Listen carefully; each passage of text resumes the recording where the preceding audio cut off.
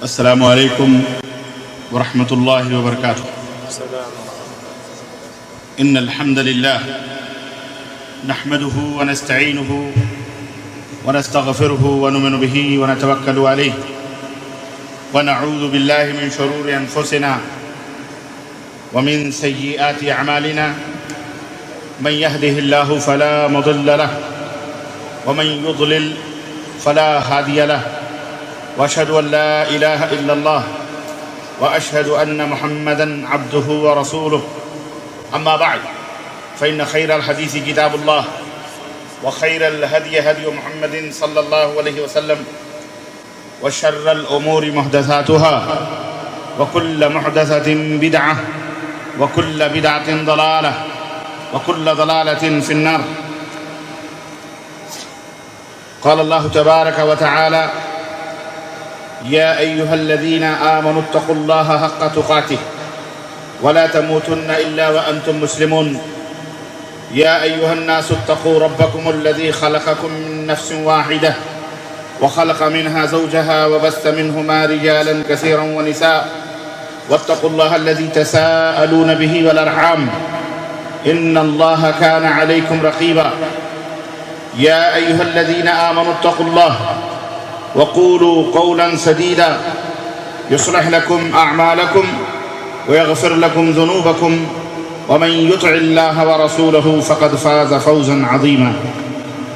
اللهم صل على محمد وعلى آل محمد كما صليت على إبراهيم وعلى آل إبراهيم إنك حميد مجيد.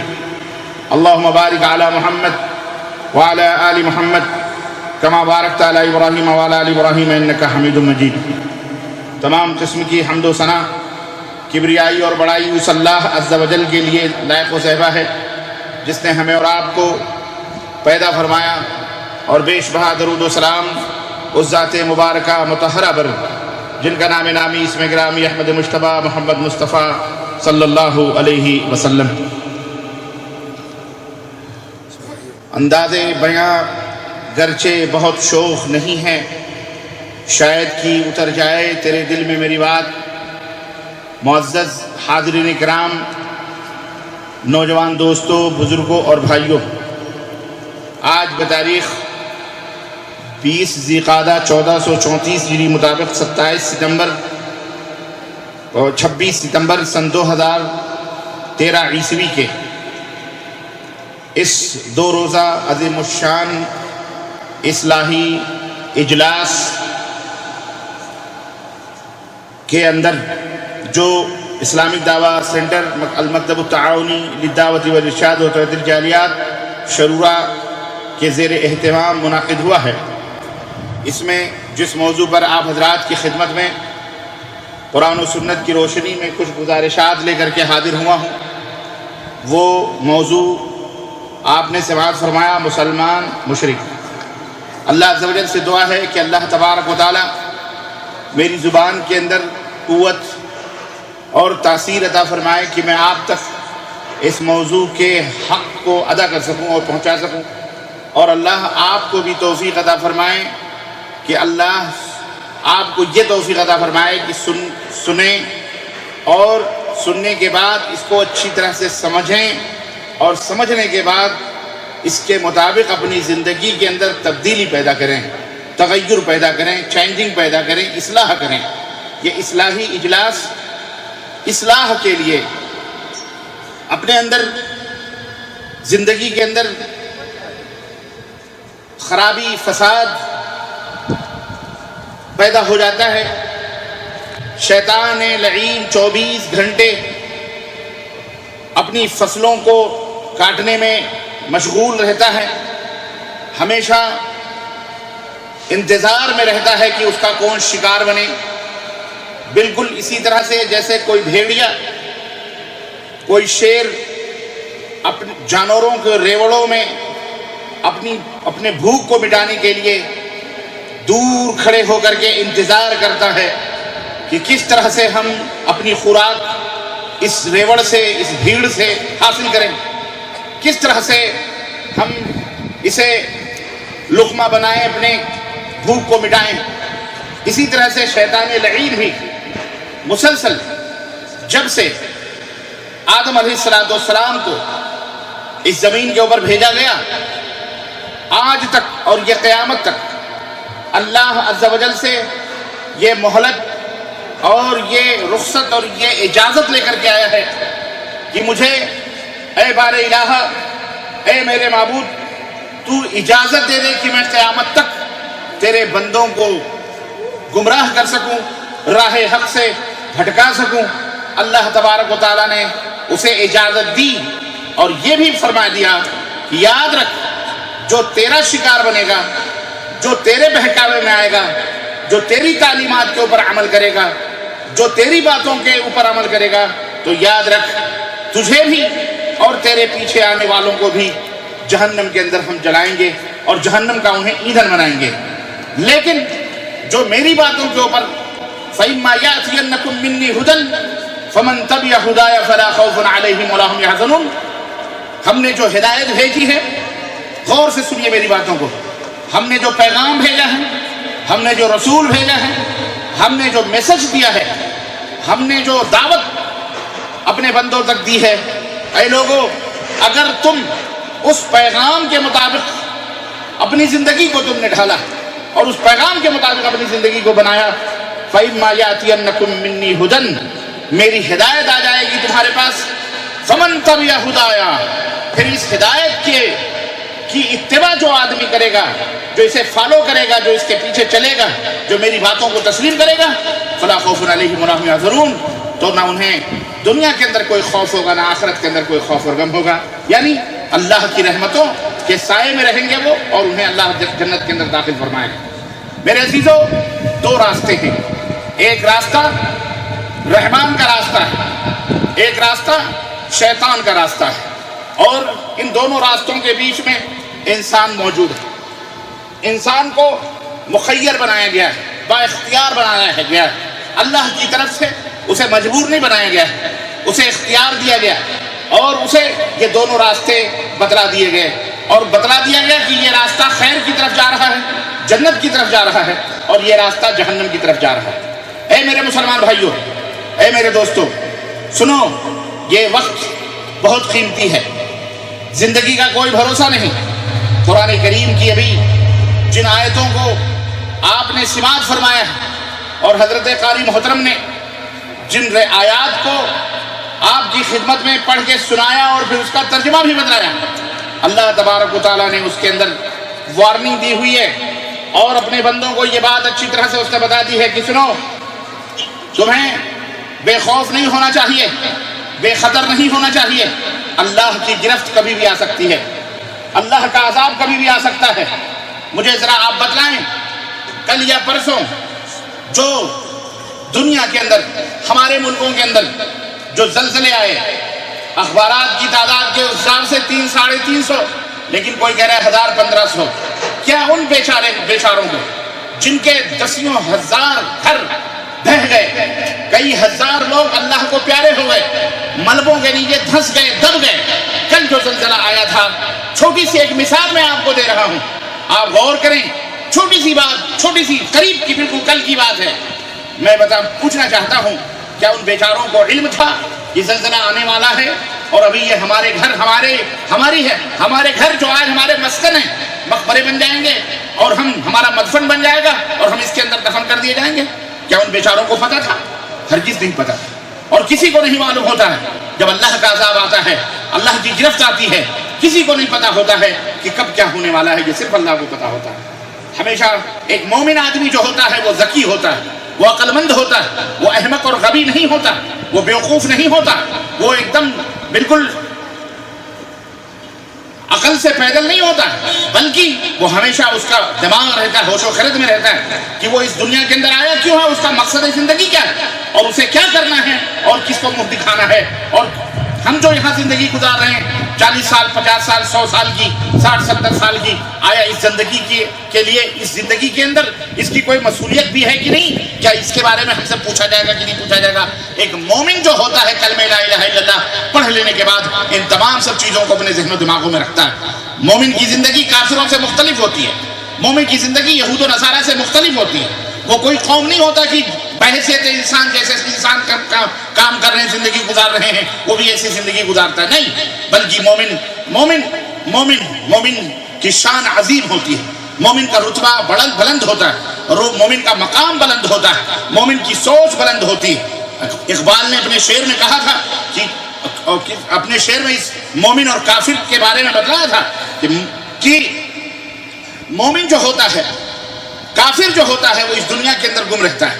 کافر کی یہ پہچان، مومن کی کافر کی یہ پہچان کہ وہ آفاق میں گم ہے، کافر کی یہ پہچان کہ وہ آفاق میں گم ہے۔ آفاق یعنی زمین اور آسمان کے درمیان جو چیزیں ہیں، انہی کو حیرت اور نہایت ہی تعجب سے دیکھ رہا ہے، انہی مٹیوں کو سمیٹنے میں لگا ہوا ہے، انہی کوڑے کرکٹوں کو بٹورنے میں لگا ہوا ہے، اپنی زندگی ہی کو سب کچھ سمجھا ہوا ہے، اور صرف ڈر رہا ہے، خوف زدہ ہے ہمیشہ کہ اس کی عمر کہیں ختم نہ ہو گئی ہو، کہیں وہ موت کا شکار نہ ہو جائے، کہیں وہ حادثے کا شکار نہ ہو جائے، کہیں کچھ، یعنی ہمیشہ وہ کسی نہ کسی پریشانی میں ہوتا ہے۔ کافر اسی آفاق میں، اسی دنیا کے اندر گم رہتا ہے، کھویا ہوا رہتا ہے، اسے کچھ بھی پتہ نہیں رہتا۔ لیکن مومن، اقبال نے کہا کہ کافر کی یہ پہچان کہ وہ آفاق میں گم ہے، اور مومن کی یہ پہچان کہ آفاق اس میں گم، مومن کی یہ پہچان کہ آفاق اس میں گم، یعنی پوری دنیا ایک مومن کے اوپر ریسرچ کر رہی ہے، مومن کی زندگی کو دیکھ رہی ہے، مومن کی زندگی کی تحقیق میں لگی ہوئی ہے، مومنانہ زندگیوں کے اوپر پیشگی کر رہی ہے، مومن کے بارے میں غور و فکر کر رہی ہے، پوری دنیا مل کے مومن کے بارے میں غور و فکر کر رہی ہے۔ یہ کیسے مسلمان ہیں؟ یہ کون لوگ ہیں جو نماز پڑھتے ہیں، جو اللہ کو یاد کرتے ہیں، اذان کے وقت دکانوں کو بند کر دیتے ہیں، گھروں کے دروازے کھل جاتے ہیں، مرد مسجدوں کے اندر جماعت کے ساتھ نماز ادا کرتے ہیں، عورتیں گھروں میں نماز کا اہتمام کرتی ہیں؟ یہ کون سے مسلمان ہیں جن کا رہنا سہنا، جن کا بولنا چالنا، جن کا اٹھنا بیٹھنا عام کثرت میں رہنے والے دنیا کے انسانوں سے بہت زیادہ مختلف نظر آ رہا ہے، بہت زیادہ مختلف ان کی زندگی نظر آ رہی ہے، ان کے چال ڈھال الگ، ان کی زبان الگ، ان کے کاروبار الگ۔ یہ وہ لوگ ہیں جو شراب کو ہاتھ نہیں لگاتے، یہ وہ لوگ ہیں جو جوئے اور سٹے نہیں کھیلتے، یہ کون سے مسلمان ہیں جو آپس میں ایک دوسرے کو مار کاٹ نہیں کرتے؟ یہ کون مومن جو ہوتا ہے مکمل لقد کان لکم فی رسول اللہ اسوۃ حسنہ، محمد الرسول اللہ صلی اللہ علیہ وسلم کی حیات مبارکہ کا عکس ہوتا ہے، نمونہ ہوتا ہے۔ مومن جو ہوتا ہے کہ جب وہ چلتا ہے تو صحابہ کی یاد تازہ کرتا ہوا چلتا ہے، دیکھنے والے یہ دیکھتے ہیں کہ یہ صحابی رسول کی طرح چل رہا ہے، یہ تو اپنے نبی کے نقش قدم پر چلنے والا ہے، یہ تو محمد الرسول اللہ صلی اللہ علیہ وسلم کے اوپر ایمان لانے والا بندہ چل رہا ہے۔ مومن وہ ہوتا ہے، تو مومن وہ ہوتا ہے جس میں دنیا کھوئی ہوئی رہتی ہے، دنیا گم رہتی ہے، لیکن کافر وہ ہوتا ہے جو دنیا میں گم ہو جاتا ہے۔ یہ دونوں کے اندر فرق ہے۔ میرے عزیزوں، میرے دوستوں اور بھائیوں، دو ہی راستے ہیں فَهَدَيْنَاهُ النَّجْدَيْنِ۔ اللہ نے فرمایا ہم نے دو راستوں کی طرف لوگوں کی رہنمائی کی ہے، یا تو جنت ہے اور یا تو جہنم ہے، یا تو رحمانی راستہ ہے اور یا تو شیطانی راستہ ہے۔ ان دونوں راستوں کے علاوہ تیسرا کوئی راستہ۔ اور زندگی کی منزل، زندگی کیا ہے؟ زندگی کا راستہ یاد رکھو، کوئی دوسری منزل نہیں ہے، زندگی کی ایک ہی منزل ہے۔ کیا ہے؟ موت۔ زندگی کی ایک ہی منزل ہے اور وہ ہے موت۔ اس کے علاوہ کوئی راستہ، کوئی دوسری منزل، زندگی کا کوئی دوسرا راستہ نہیں ہے۔ اور اس راستے کے ختم ہو جانے کے بعد، یعنی منزل یعنی زندگی ختم ہو گئی، اس کے بعد دوسری زندگی شروع ہوتی ہے۔ میرے عزیزوں، ہماری دعوت، ہمارا پیغام، ہمارا میسج، ہماری ریکویسٹ، ہماری درخواست، ہماری اپیل، ہماری سفارش آپ سب بھائیوں سے صرف یہی ہے کہ دنیا، ان اللہ یؤتی الدنیا من یحب ومن لا یحب، دنیا سب کو ملتی ہے، کافروں کو بھی ملتی ہے، اللہ کے اوپر جو ایمان لاتے ہیں انہیں بھی ملتی ہے، جو نہیں ایمان لاتے انہیں بھی ملتی ہے، دنیا سب کو ملتی ہے، لیکن یہ دین کی دولت، دین کی فقہ، دین کی سمجھ صرف انہیں ملتی ہے جن سے اللہ پیار فرماتا ہے، جن سے اللہ محبت فرماتا ہے۔ آپ کا اپنے کاروبار کو چھوڑ کر، اپنے دکانوں کو بند کر کے اور وقت نکال کر کے، اپنا حرج کر کے آپ کا یہاں پر آنا اور یہاں پر بیٹھنا، یہ دلیل ہے کہ آپ اپنی اصلاح چاہتے ہیں، آپ کچھ لینے کے لیے آئے ہیں، آپ یہاں صرف دوسروں کو دیکھنے کے لیے یا معراج ربانی کی شکل دیکھنے کے لیے نہیں آئے، بلکہ آپ یہاں کچھ سیکھنے کے لیے آئے ہیں، آپ کو کچھ چاہیے۔ اور میں اتنی دور کا میں نے سفر کیا ہے، میں رات بھر ریاض کے ایئرپورٹ پر جاگتا رہا اور صبح تک، بلکہ یہاں بھی 9 بجے تک 10 بجے تک جاگتا رہا، تھوڑی دیر سویا، پھر اس کے بعد نیند اجاڑ ہو گئی۔ اس لیے آیا ہوں اپنا کاروبار چھوڑ کر، ہمارا کاروبار تو خیر یہی ہے، اپنے بال بچوں کو چھوڑ کر، اپنا علاقہ چھوڑ کر آپ کے پاس صرف اس لیے آیا ہوں کہ میں اپنے بھائیوں تک اللہ کے پیغام کو پہنچاؤں۔ پہنچانے والے جناب مولانا احتشام الدین صاحب موجود ہیں، کوئی حرج نہیں الحمدللہ، لیکن مجھے بلایا، یہ میری شرف کی بات ہے، میں سعادت کی بات ہے کہ میں اپنے بھائیوں سے پھر دوبارہ کئی برس کے بعد اس شہر شرورہ کے اندر ملاقات کر رہا ہوں، صرف اس نیت سے کہ میرے عزیزوں شاید کہ اتر جائے تیرے دل میں میری بات۔ ہو سکتا ہے کہ اللہ تبارک و تعالیٰ کسی کو راہ حق کی ہدایت دے دے۔ آپ یہ سوچتے ہوں گے ہم سب مسلمان ہیں تو راہ حق پر ہی ہیں، راہ ہدایت پہ ہیں، یہ کون سی تیسری بات کرنے والے ہیں اور یہ کون سی ہم کو کون سا راستہ بتلائیں گے؟ میرے عزیزوں، ابھی آپ نے قرآن کریم کی آیت میں بھی یہ سماعت فرمایا ہے، اور اللہ رب العزت کے اس فرمان کو کہ وَمَا يُؤْمِنُ بِاللَّهِ أَكْثَرُهُمْ إِلَّا وَهُمْ مُشْرِكُونَ، بہت سارے ایسے لوگ ہیں جو ایمان کا دعویٰ کرتے ہیں لیکن وہ جانے اور انجانے طور پر، شعوری اور غیر شعوری طور پر وہ شرک کے اندر ملوث ہیں، مشرک ہیں، وہ مشرک ہیں۔ بہت سارے لوگ ہیں آپس میں یہ محسوس کرتے ہیں کہ جناب علی میں مومن ہو گیا، میں مسلمان ہو گیا۔ ہمارے اندر بہت سارے مسلمان بھائی، ان کے ذہن و دماغ میں ایک بات رہتی ہے، اور یہ بات کوئی رحمانی بات نہیں ہے بلکہ یہ شیطانی بات ہے۔ شیطان نے ان کے دماغوں کے اندر یہ بات ڈالی ہوئی ہے، جس کی وجہ سے یہ بات جو بات میں بتانے جا رہا ہوں، یہ بہت ساری برائیوں کا اور بدعقیدگی کا بنیادی جڑ ہے، بدعقیدگی کی بنیادی جڑ ہے میرے مسلمان بھائیوں۔ اس کو سمجھنے کی ضرورت ہے، اس کو سمجھو۔ اسی غفلت کی وجہ میں اس کی آپ کو مثال دے دوں۔ آپ نے گاڑی ڈرائیونگ جانتے ہیں، آپ کار ہے آپ کے پاس، آپ کو بتا دیا گیا کہ جناب یہاں سے لے کر کے نجران تک کے راستے میں کوئی موڑ نہیں، کوئی کھڈا نہیں، کوئی کچھ بھی نہیں، بالکل بہترین سیمنٹڈ روڈ ہے۔ آپ آنکھ بند کر کے بھی چلے جائیں تو پانی، جیسے کشتی چلتی ہے پانی میں، ایسے ہی آپ کی کار پانی روڈ کے اوپر بہتی ہوئی چلی جائے۔ کسی نے آپ کو بتلا دیا کہ جناب یہ راستہ بڑا سیدھا سا ہے، بس آپ بیٹھے سو بھی گئے تو نو پرابلم، چک جائیں گے آپ ٹک ٹک ٹک ہو کر کے، کہیں کوئی بریکر نہیں، کہیں کچھ بھی نہیں۔ آپ کیا کریں گے؟ آپ ظاہر ہے اگر آپ کو نہ جانتے تھے، اگر آپ 100 کی اسپیڈ میں انجانے میں جائیں گے تو اب جان گئے ہیں کہ یہ راستہ اتنا صحیح ہے تو پھر 140 160 کے راستے میں جائیں گے، اسپیڈ سے آپ جائیں گے۔ کیوں؟ اس لیے کہ کسی نے بتلا دیا ہے آپ کو۔ لیکن میرے بھائیوں، اگر آپ کو نہیں معلوم ہے تو 100 110 115 120 ڈر کر کے، کہیں بریکر نہ جائے، کہیں کوئی کھڈا نہ جائے، کہیں کوئی موڑ نہ جائے، کہیں کوئی اوپر سے باہر سے گاڑی نہ جائے، کہیں کچھ، یعنی ایک ڈر رہے گا، ایک خوف رہے گا۔ تو اس طرح سے آپ سنبھل کر کے گاڑی ڈرائیو کریں گے۔ لیکن اگر آپ کو یہ بتا دیا گا بالکل سیمنٹڈ روڈ ہے، نہ کوئی موڑ ہے، نہ کہیں ٹیڑھا پن بھی نہیں ہے روڈ کے اندر، سیدھا، بس آپ ظاہر ہے 160 100 200 تک کی گاڑی بڑھا لیں گے، نو پرابلم، کوئی گاڑی ادھر سے آنے والی نہیں ہے۔ آپ کو جو سفر 4 گھنٹے میں طے کرنا تھا وہ سفر آپ 1 گھنٹے میں 1.5 گھنٹے میں آپ طے کرنے کی کوشش کریں گے۔ میرے عزیزوں، میرے دوستوں اور بھائیوں، یہ کب ہوگا؟ جب آپ کو کوئی یہ بات بتا دے گا۔ بالکل اسی طرح سے کلمہ پڑھنے کے بعد میں شیطان نے ہمیں اور آپ کو اور بہت سارے لوگوں کو جو بیچارے لا علم ہیں، انہیں اس نے یہ بات بتلا دی ہے کہ کلمہ لا الہ الا اللہ پڑھ لو، محمد الرسول اللہ پڑھ لو، بات ختم۔ اب آپ کبھی کافر نہیں ہو سکتے، آپ کبھی مشرک نہیں ہو سکتے، کیونکہ مسلمان مشرک ہو ہی نہیں سکتا، مسلمان کافر ہو ہی نہیں سکتا۔ یہ بات دماغوں میں بٹھا دی، اور یہ بات کوئی پرانی بات نہیں، پرانی تو خیر ہے ہی، شیطان تو گمراہ کرتا ہی۔ میں آپ کو بالکل لیٹسٹ باتیں بتلاؤں، بہت سا، اور اس معاملے میں کوئی ایسے ویسے لوگ بھی ملوث نہیں، باقاعدے جلسے ہوتے ہیں اور باقاعدے مجلسیں منعقد کی جاتی ہیں، مسلمانوں کو بٹھایا جاتا ہے، مولوی صاحب آتے ہیں اور بیٹھ کر کے وہ مولوی صاحب تمام مسلمانوں کو یہ بتلاتے ہیں کہ لوگوں، آپ نے کلمہ پڑھ لیا، آپ مسلمان ہو گئے، خلاص سنو، اب آپ کافر نہیں ہو سکتے، اب آپ مشرک نہیں ہو سکتے۔ ایسے تقریریں کر کے لوگوں کو بالکل ان کے دماغوں کو سیمنٹڈ بنا دیا گیا. اب وہ بے خوف بے دھڑک مسلمان ہو گئے. آپ بتا دیا گیا آپ مسلمان ہو گئے, آپ کبھی کافر نہیں ہو سکتے, آپ کبھی مشرک نہیں ہو سکتے. خلاص مطلب اب اسے سمجھ گیا وہ جنت میں مجھے جانا ہے.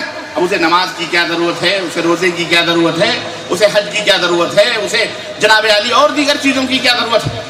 اب وہ کچھ بھی کرے وہ بہرحال وہ کیا رہے گا, وہ مسلمان اور مومن رہے گا, کیونکہ اس طرح سے وہ کافر نہیں ہو سکتا, کیونکہ اسے یہ بات بتلا دی. یہ بتاؤ یہ بات غلط ہے کہ صحیح ہے؟ یہ غلط ہے یا صحیح ہے, اس کا فیصلہ ابھی آپ نہ کریں. کیوں؟ اس لیے کہ کچھ فیصلے ہوتے ہیں اگر میں دلیل مانگوں تو آپ کے لیے مشکل ہو جائے گی, لیکن جو یہ بات کہتے ہیں وہ بھی دلیل دیتے ہیں, وہ بھی میں آپ کی خدمت میں رکھوں گا کہ وہ دلیل دے کر کے لوگوں کو سمجھاتے ہیں کہ دیکھو اللہ تعالیٰ نے قرآن میں فرمایا ہے, دیکھو رسول اللہ صلی اللہ علیہ وسلم نے قرآن میں حدیث میں فرمایا ہے, تب کیسے ہم کافر ہو سکتے ہیں, تب کیسے ہم مشرک ہو سکتے ہیں.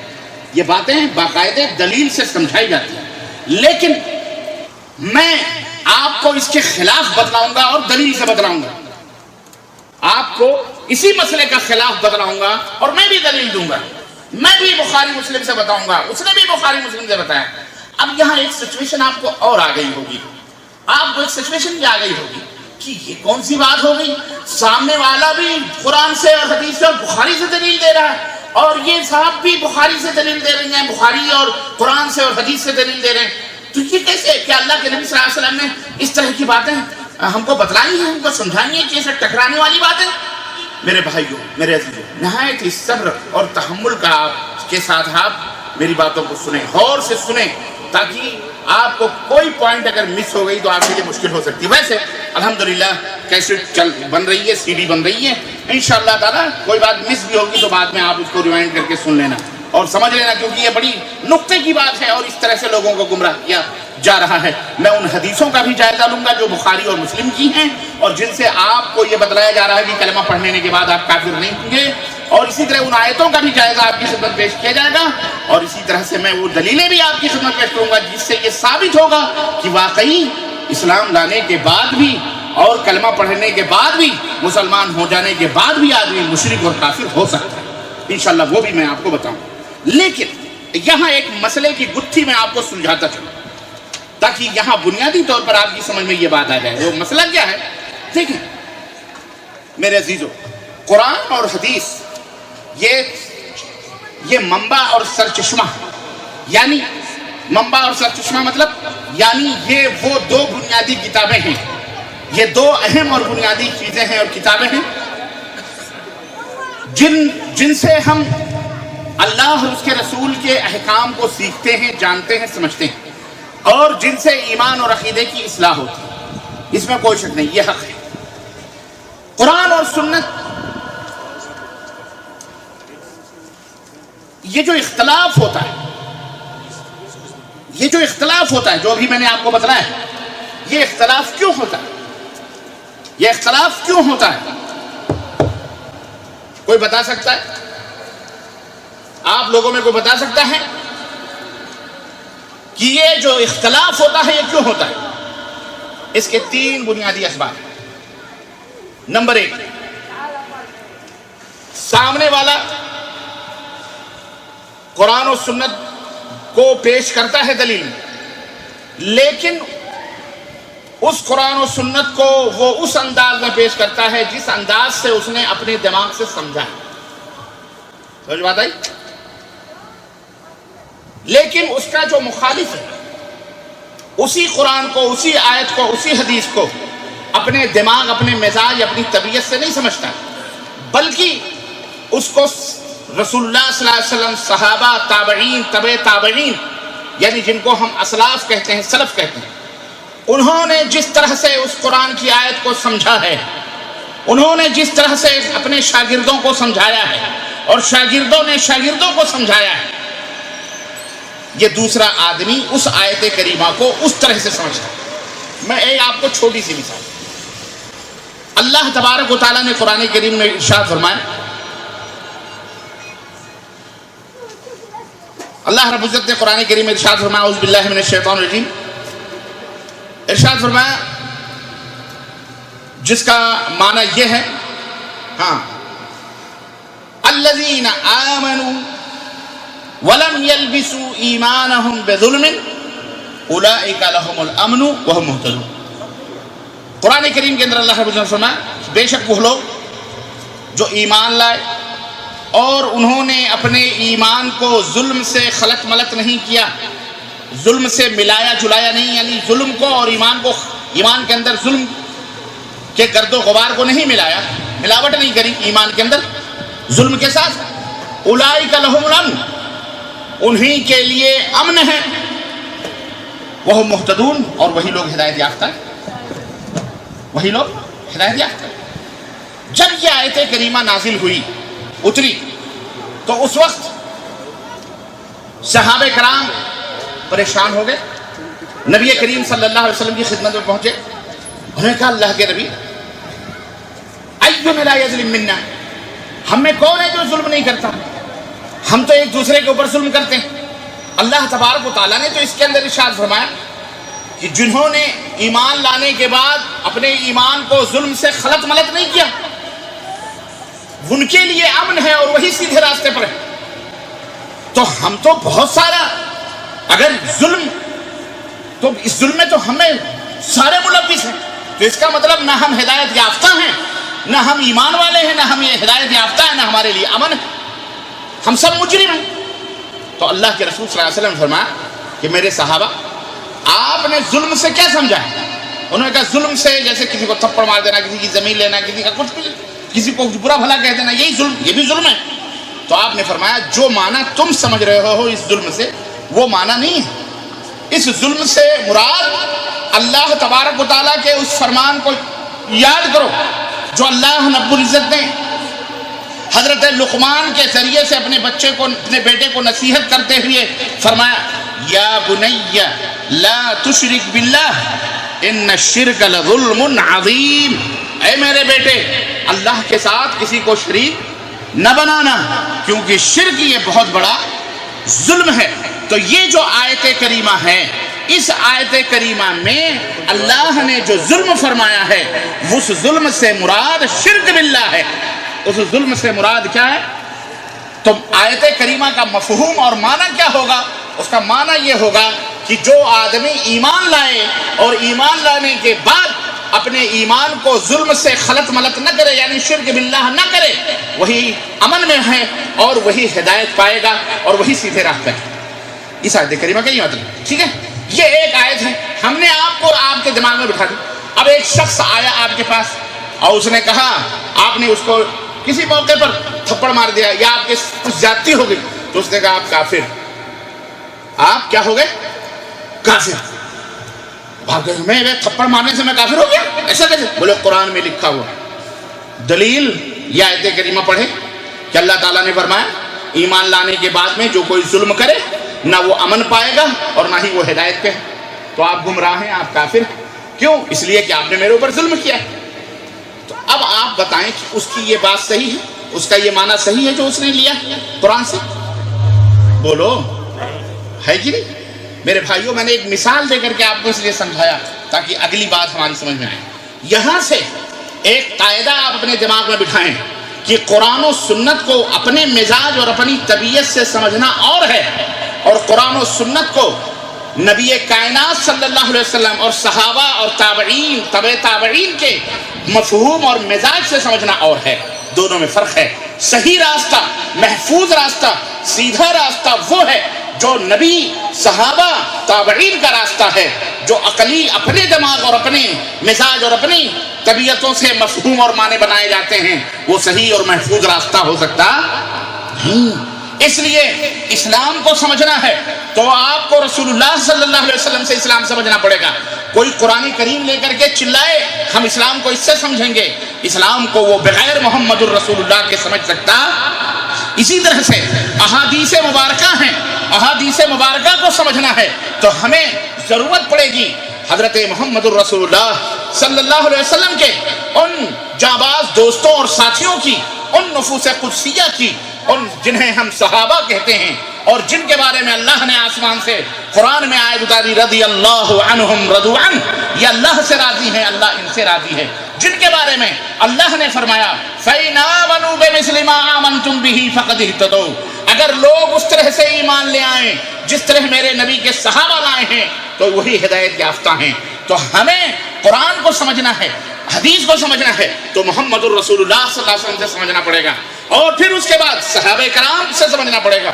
صحابہ کرام نے اس معنی کو کیسے لیا ہے، تابعین نے کیا معنی مفہوم بیان کیا ہے، اور الحمدللہ میرے مسلمان بھائیوں خوش رہو اور تر و تازہ رہو، یہ بات یاد رکھو کبھی غم نہ کرنا۔ الحمدللہ اسلام کا سکہ، اسلام کا راستہ، اسلام کی بنیاد نہایت ہی ٹھوس اور مضبوط ہے۔ قیامت کی صبح تک کوئی بھی شیطان کسی بھی لباس میں کسی بھی بھیس میں آئے گا اور اسلام کو بگاڑنے کی کوشش کرے گا، قرآن و سنت کے اندر بگاڑ پیدا کرنے کی کوشش کرے گا، یا مسلمانوں کو گمراہ کرنے کی کوشش کرے گا، انشاءاللہ تبارک و تعالی اس کا راز فاش ہوگا، وہ ذلیل ہوگا، وہ رسوا ہوگا۔ وہ کبھی اس طرح نہیں ہو سکتا کہ پوری کی پوری امت محمدیہ کسی ضلالت اور گمراہی میں چلی جائے، ایسا نہیں ہو سکتا ہے۔ ٹھیک ہے کچھ لوگوں کو وہ شکار بنا سکتا ہے اپنا، کچھ بیچارے نادانوں کو، جاہلوں کو وہ اپنا ہتھ کنڈے میں لا سکتا ہے، لیکن ٹوٹل امت محمدیہ ضلالت اور گمراہی پہ چلی جائے ایسا ہو سکتا؟ ایسا کبھی نہیں ہو سکتا ہے، اور نہ شیطان یہ کر سکتا ہے۔ کیوں؟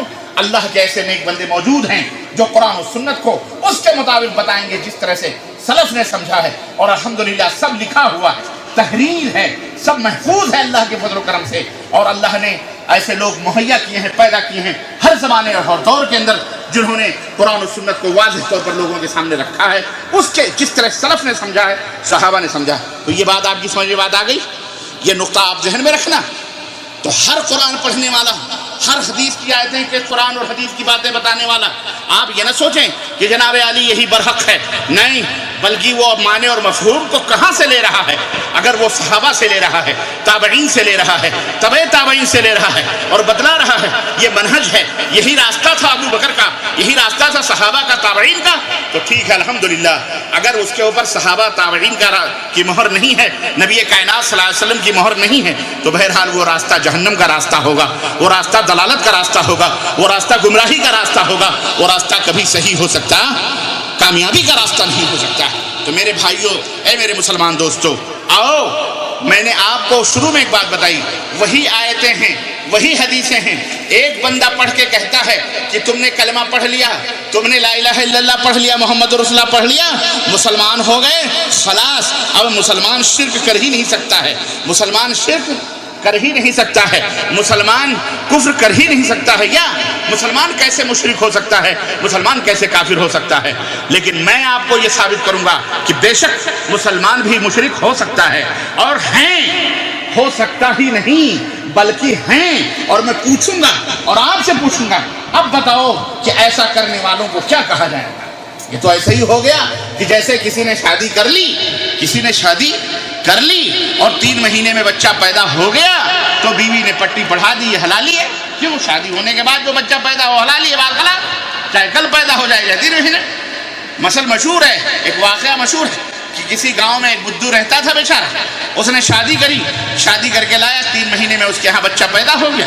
اب پورے گاؤں میں جدھر وہ خوشی منا رہا ہے، لیکن گاؤں والے لعنت بھیج رہے ہیں، کہہ رہے لعنت ہے کہ 3 ہی مہینے میں تیرے یہاں بچہ پیدا ہو گیا، یہ بچہ حرامی ہے۔ تو اس نے کہا حرامی کیسے؟ میں تو شادی کیا ہوں۔ کہا نہیں، 3 مہینے میں بچہ پیدا ہوا، یہ حرامی ہے، حرامی ہے۔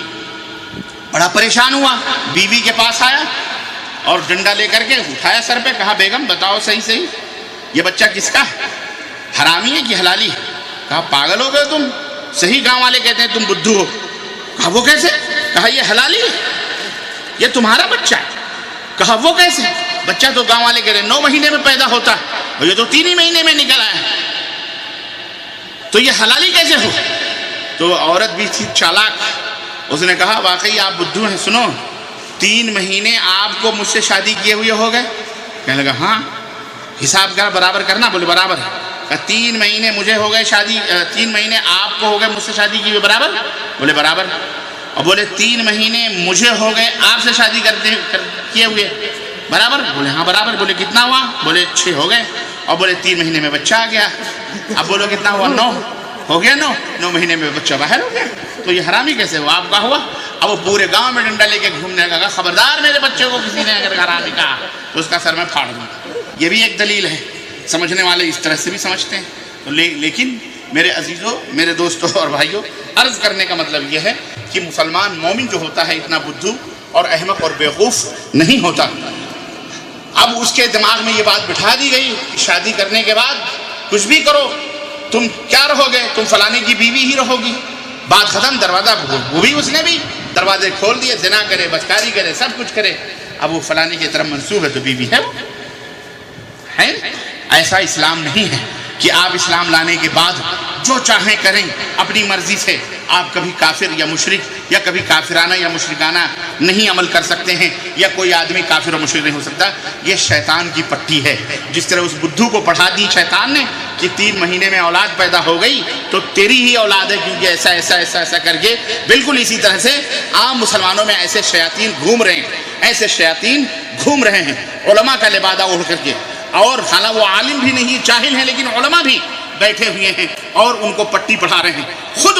خود بدلتے نہیں، قرآن کو بدل دیتے ہیں، خود بدلتے نہیں، قرآن کو بدل دیتے ہیں، خود حدیثوں کو پڑھ نہیں پاتے اور اس کی تشریح کرنے بیٹھے ہوئے تھے۔ تعجب ہوتا ہے ایسے جاہلوں پر اور ایسے ناعاقبت اندیشوں پر۔ تعجب یہ ہوتا ہے کہ سامنے والے بھی مسلمان ہیں جو بیٹھے ہوئے ہیں، زبان سمجھ رہے ہیں، لیکن اتنی بھی عقل نہیں تمہیں کہ کم از کم پوچھ سکو، سوال کر سکو جلسے کے بعد یا اسی میں کہ مولانا یہ آپ نے کہا یہ کیسے ہو سکتا ہے، پھر یہ کیا ہے، پھر یہ کیا ہے، یہ بات تو قرآن و سنت کے خلاف ہے۔ لیکن کہے کون؟ سارے کے سارے اندھے، اور اندھوں میں جو مٹھائی بانٹنے والا ہے وہ بھی اندھا، تو پھر اندھا مٹھائی بانٹے، گھر ہی میں لوگ اندھے کھائیں، ہے کہ نہیں؟ تو ہمارا تو حال یہ ہے کہ ہم اسلام سے اتنے دور ہیں، قرآن و حدیث سے اتنے دور ہیں، پڑھنے لکھنے سے اتنے دور ہیں کہ ہم کو جو بھی چاہے جیسے بھی چاہے گھمانا اور ہم گھوم جاتے ہیں۔ ایسے نہ بنو، ایسے نہ بنو، ایسے نہ بنو۔ اے میرے مسلمان بھائیوں، وقت بہت قیمتی ہے۔ ان لم تقطعه فیقطعک، اگر تم اسے صحیح استعمال نہیں کرو گے تلوار کی طرح ہے۔ اگر تم اس تلوار کے ذریعے سے صحیح اس کا استعمال نہیں کرو گے، وہ تلوار تمہیں خود ختم کر دے گی اور تمہیں خود ذبح کر دے گی۔ اس لیے وقت کو دین کی باتوں کے سیکھنے میں لگائیں، قرآن و حدیث، قرآن و سنت کو سمجھنے پڑھنے میں لگائیں، تب آپ کو اسلام سمجھ میں آئے گا، اور اس اسلام کے اوپر عمل کریں جو اسلام پیغمبر اسلام حضرت محمد الرسول اللہ صلی اللہ علیہ وسلم نے ہم کو دیا ہے۔ وہ اسلام نہیں جو ہمارے ملکوں کے اندر چٹنی بنا کر کے ہمارے ملکوں میں ملاؤں نے بنایا ہے، بدعقیدہ لوگوں نے بنایا ہے، مشرکوں نے بنایا ہے، بدعتیوں نے بنایا ہے۔ ہمیں اس اسلام اور اس کے اوپر لیبل اسلام کا لگایا ہوا ہے، ہمیں ایسے اسلام کی ضرورت بولو کیوں؟ اس لیے کہ وہ اسلام کی کوئی گارنٹی نہیں، لیکن جو نبی کائنات نے اسلام دیا ہے اس اسلام کی گارنٹی ہے جنت کی انشاءاللہ تبارک و تعالیٰ، کہ جب ہم اس کے اوپر عمل کریں گے تو جنت میں جائیں گے۔ وہ اسلام میں آپ کو بتلا رہا ہوں، اور اس چیلنج کے ساتھ کہ رب ذوالجلال کی قسم ہے، اگر کوئی مسئلہ، کوئی بات قرآن و سنت کے خلاف ہو، آج نہیں، کل نہیں، پرسوں نہیں، 1 مہینہ نہیں، 2 مہینہ، الحمدللہ موبائلز ہیں، ای میلز ہیں، ساری چیزیں ہیں، رب ذوالجلال کی قسم ہے، غلط ہو، آؤ ہمیں بتاؤ کہ تم نے یہ مسئلہ قرآن و سنت کے خلاف بتلایا ہے، تم نے یہ بات جہنم والی بتلائی ہے، تم نے یہ بات اللہ اور اس کے رسول کے خلاف کہی ہے۔ رب کی قسم ہے اگر آپ کی بات صحیح ہوگی ہم منہ چوم لیں گے، توبہ کرنے کے لیے تیار ہیں، توبہ کر لیں گے ہم، کیونکہ ہم سب کو اللہ سے ڈرنا چاہتے ہیں۔ اور اگر آپ کا عقیدہ یہاں جو بیٹھے ہو ہم بتا رہے ہیں، اگر وہ قرآن و سنت کی روشنی میں اگر آپ کا عقیدہ، آپ کا عمل غلط لگے، گندا لگے، جھوٹ لگے، صحیح نہ لگے، برا لگے، تو رب کی قسم ہے یہاں سے اٹھنے سے پہلے اسی مجلس میں توبہ کر لینا کہ انشاءاللہ آئندہ ایسی غلط اور گندے عقیدے نہیں رکھیں گے۔ توبہ کر کے جانا، یا تو ہم سب کو اللہ کو منہ دکھانا ہے کہ نہیں دکھانا ہے؟ بولو میاں۔ بہت سارے لوگ کہتے ہیں کہ جناب آپ مخالفتیں کرتے ہیں، ہاں، حلوے ماٹھے کی، مٹھائیوں کی، میاں فاتح ڈیگوں کی، ہاں، عیش و عشرت کی۔ میں نے کہا پاگل ہیں ہم؟ کوئی آدمی اپنا فائدہ دیکھے اور فائدے کا انکار کرے، پاگل ہے وہ؟ بولو۔ آپ کو صبح شام کسی ادارے سے صبح شام مرغ مسلم ملے کھانے پینے کے لیے بہترین، آپ اس کی مخالفت کرو گے؟ کہ جا کر کے وہاں بیٹھ کے کھاؤ گے ماشاءاللہ تبارک اللہ بھیا لنگر کھلا ہوا ہے کوئی پوچھنے والا نہیں الحمدللہ اللہ کی برکتیں خیر ہے دے رہے ہیں کھا رہے ہے نا کھانا بھی فری ہے رہنا بھی فری ہے لیکن ہم کوئی آدمی مخالفت کرے تو آپ اسے کیا کہو گے یہ پاگل ہے کہ نہیں پاگل کچھ لوگ کہتے ہیں کہ وہ تو اس کی تائید کر رہے ہیں فلانے صاحب تو اس کی تائید کر رہے ہیں دلیل دے رہے ہیں ہم نے کہا اس کا فائدہ ہے تو دلیل تو دے گا ہی بھئی کسی کا یہ مال اگر میرا ہے اور ہم سمجھ رہے ہیں کہ آپ ہتھیانا چاہ رہے ہیں تو میں تو اس کو لینے کے لیے جد و جہد تو کروں گا نا کوشش تو کروں گا چاہے جھوٹ چاہے صحیح تو سامنے والا اگر فائٹ کر رہا ہے کسی غلط بات پر تو اس لیے کہ اس میں فائدہ ہے وہ چور ہے لیکن سامنے والا اپنے فائدے کو چھوڑ رہا ہے فائدہ اس کو ہے مل جائے گا اس کو سب کچھ ملے گا لیکن وہ اس کا انکار کر رہا ہے اس کا مطلب یہ ہے کہ یہ چور نہیں ہے اس کا مطلب ہے کہ یہ چور نہیں ہے کیونکہ کوئی بیوقوف نہیں ہے جو اپنے فائدے کو چھوڑ دے آپ کے نذرانے آپ کے چڑھاوے آپ کے پیسے آپ کے مرغے آپ کی چاولیں آپ کی چیزیں نیاز کے نام پر فاتح کے نام پر شب برات کے نام پر رجب کے کنڈوں کے نام پر درگاہوں کے نام پر مزاروں کے نام پر تعویذوں کے نام پر ایک تعویذ 2,500 ہزار کی 5,000 کی 10,000 کی چھینک آ رہی ہے جن کے نام پر بھوت کے نام پر ہم بھی کما سکتے ہیں کہ نہیں کما سکتے اور سب سے اچھا کما سکتے ہیں یہ بھی میں آپ کو بتاؤں ہاں ہم بھی مزار بنا کر کے بیٹھ سکتے ہیں اور آپ کو الو بنا سکتے ہیں جیسے لوگ بنائے ہوئے ہیں اور اچھی خاصی کمائی ہو سکتی ہے جناب علی ہم بھی بہترین ہیلی کاپٹر سے چل سکتے ہیں ایسی بات نہیں ہے ہم بھی ہاتھ پیر چموا سکتے ہیں چاہیں تو کر سکتے ہیں لیکن ہم لعنت بھیجتے ہیں ایسی کمائی پر تھوکتے ہیں ایسی رزق پر اور اللہ سے دعا کرتے ہیں ایسے حرام رزق سے کہ اللہ تعالیٰ ہمیں ہماری اولاد کو ہمارے خاندان کو ہمارے آنے والی نسلوں کو اللہ ایسی رزق سے محفوظ رکھے جو حرام جو لوگوں کی جیبوں پہ ڈالے جائیں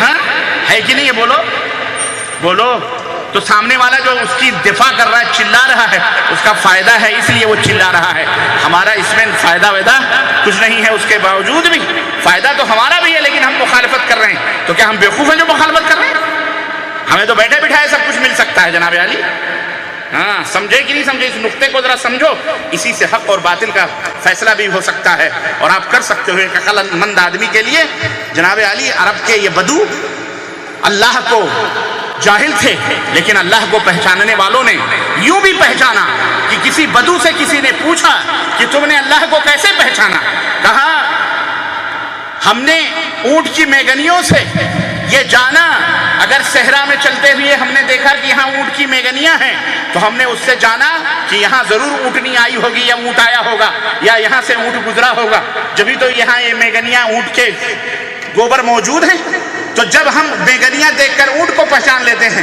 تو یہ پوری دنیا دیکھ کر اللہ کو ہم نہیں جان سکتے ہاں کتنے بڑے بیوقوف جو نہ سمجھے وہ کتنا بڑا بیوقوف تو یہی کہنے کا مطلب یہ ہے کہ آپ سمجھنے کی کوشش کریں ان باتوں کو ان حقیقتوں کو جو لوگوں کو گمراہ کر رہے ہیں میرے عزیزوں میرے دوستوں اور بھائیوں اس سلسلے میں کہ کیا مسلمان بھی شرک کر سکتا ہے یا مسلمان مشرک ہوتا ہے سمجھ کر کے یا نہ سمجھی کے طور پر جو بھی ہو تو بہت سارے مسلمان اپنے آپ کو کہلانے والے مولوی علماء ہیں ہمارے ملکوں میں بر صغیر ہندوستان پاکستان بنگلہ دیش میں جو یہ کہتے ہیں کہ مسلمان قیامت تک شرک کر ہی نہیں سکتے ان کا دعویٰ کیا ہے مسلمان قیامت تک شرک کر ہی نہیں سکتا اور نہ سمجھی کی بنا پر یہاں تک کہہ دیا کہ نبی کریم صلی اللہ علیہ وسلم کا اس سلسلے میں فرمان ہے کہ قیام میری امت کے رگ و ریشے میں توحید اس درجہ سرایت کر چکی ہے کہ مجھے ان کے دوبارہ شرک کی طرف لوٹ جانے کا کوئی اندیشہ اور کوئی غم کوئی فکر نہیں ہے مطلقاً کوئی غم نہیں ایک کتاب ہے بر صغیر میں چھپی ہوئی ایک مولوی صاحب نے لکھی ہے جس کا نام ہے فرقہ پرستی اس کتاب کے حوالے سے میں یہ بات کر رہا ہوں صفحہ نمبر 72 یہ دعوت لکھ کر کے بھی پھیلائی جا رہی ہے زبانی طور پر بھی پھیلائی جا رہی ہے کہ مسلمان قیامت تک کبھی شرک بولو نہیں کر سکتا دلیل انہوں نے نہ سمجھی یہ نہ سمجھی کیونکہ یہ الفاظ آپ اپنے دماغ میں رکھیے ایک ایک لفظ گرفت ہوتی ہے جب تحقیق ہوتی ہے انہوں نے کیا کہا کہا رسول اللہ صلی اللہ علیہ وسلم کا ارشاد ہے کہ میری امت کے رگ و ریشے میں توحید اس درجہ سرایت کر چکی ہے کہ مجھے ان کے دوبارہ شرک کی طرف لوٹ جانے کا مطلق اندیشہ نہیں ہے، کوئی غم، کوئی فکر نہیں، یعنی بالکل میں بے فکر ہوں۔ اللہ کے نبی نے فرمایا بالکل میں بے فکر ہوں کہ یہ کبھی شرک نہیں۔ حالانکہ یہ بات غلط ہے، یہ اللہ کے نبی کا نام لے کر اپنی بات کہی گئی، ایسی کوئی حدیث موجود سنو۔